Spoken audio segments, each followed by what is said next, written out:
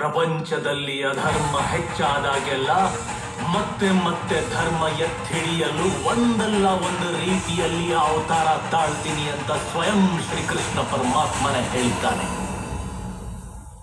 ಅದರ ಅರ್ಥ ಪ್ರತಿ ಸಲ ಕೃಷ್ಣನೇ ಇಳಿದು ಬರ್ತಾನೆ ಅಂತಲ್ಲ. ಅದ್ ಯಾವ ರೂಪದಲ್ಲಾಗಿದ್ರು ಸರಿ. ಸನ್ಮಾನ್ಯ ರಾಬರ್ಟ್ ಸಾಹೇಬ್ರು ಹೇಳಿದ್ರು, ಅವತ್ತು ನಿವೇದಿತ ಅವರೇ ಪೊಲೀಸ್.